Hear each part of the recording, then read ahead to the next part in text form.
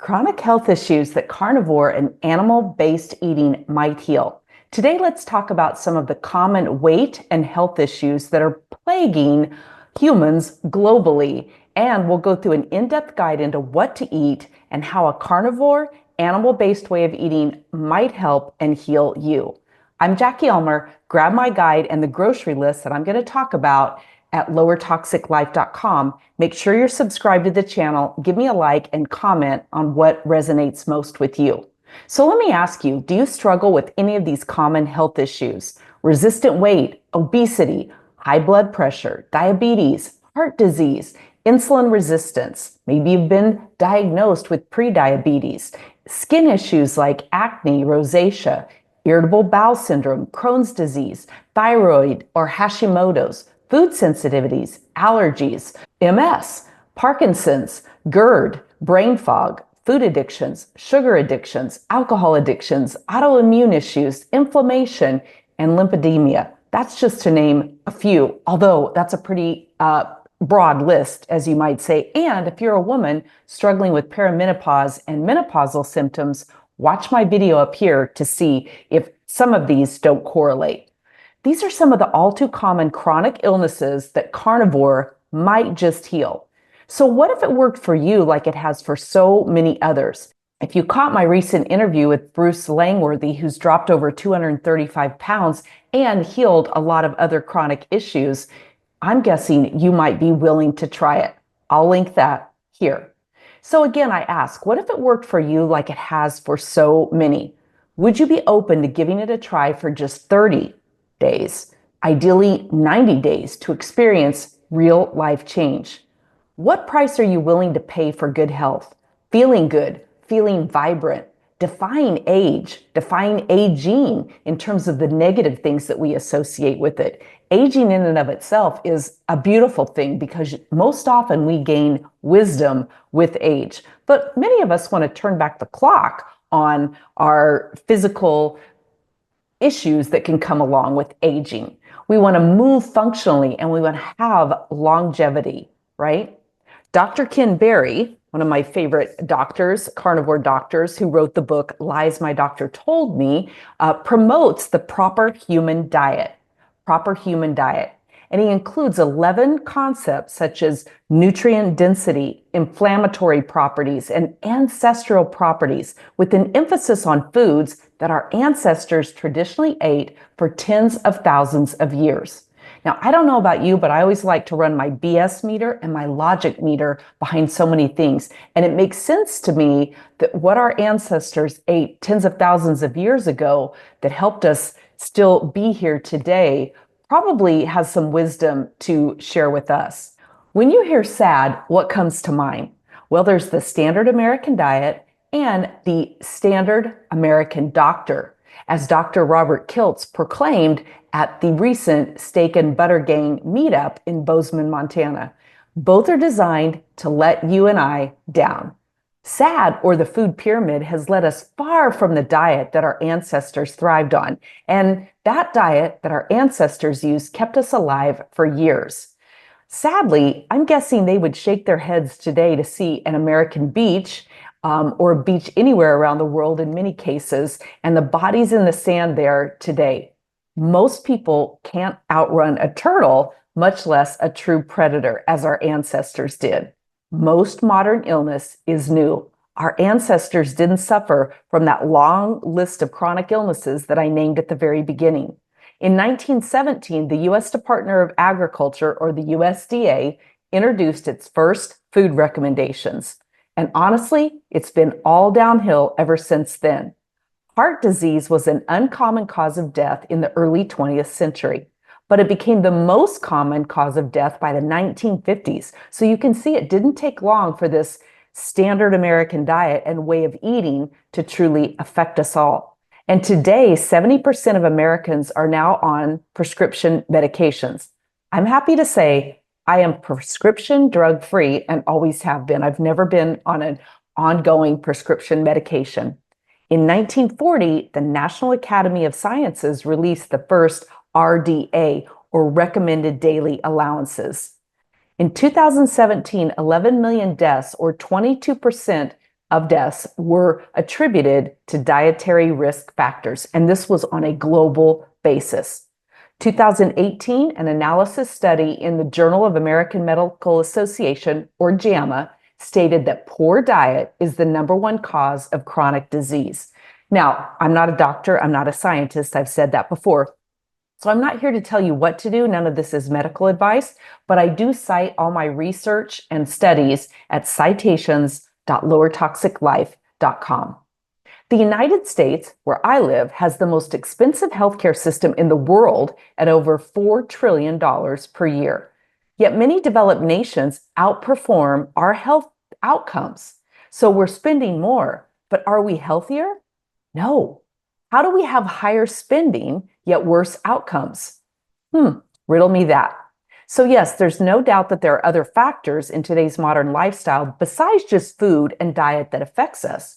We're surrounded with environmental toxins, including the air that we breathe, the chemicals that surround us in our homes, our carpeting, the textiles that we bring in, the EMF from our tablets and our cell phones, right? The toxic cleaning products in our homes, toxic pesticides and glyphosates. There's an overload of chemicals in our personal care products and makeup.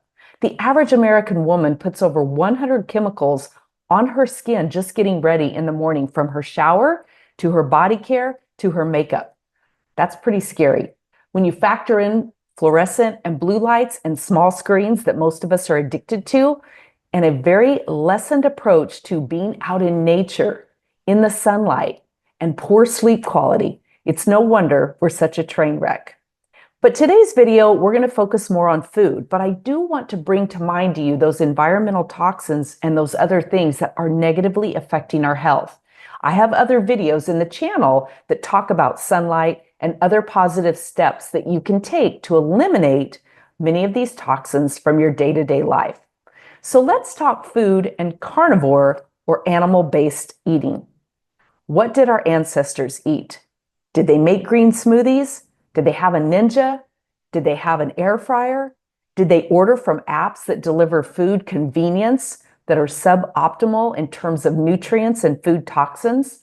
Think of our pre-packaged food supply today that are sealed in plastics and designed to survive travel, heat, and a long shelf life, from the plant that they're created in to Amazon and other stores.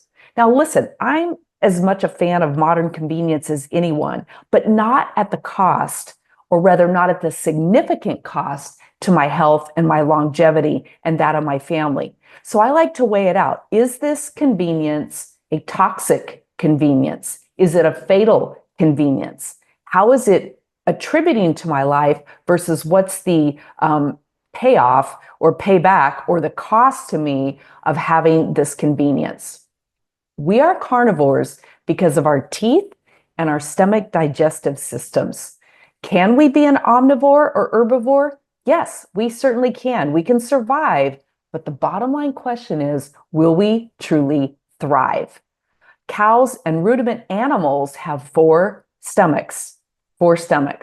And you can Google or use ChatGPT to tell you why. And I liked learning about a lot of it in Dr. Sean Baker's book, The Carnivore Diet. He gets into a lot of good information in there about how all of this science comes together. But again, simply use Google, use ChatGPT, ask it some specific questions, and ask it from two different viewpoints, because you'll often find it will give you many different viewpoints. And then from that, it's up to you to put it together and say which one seems most logical, which one seems to tell the long-term story of us as humans and our evolution.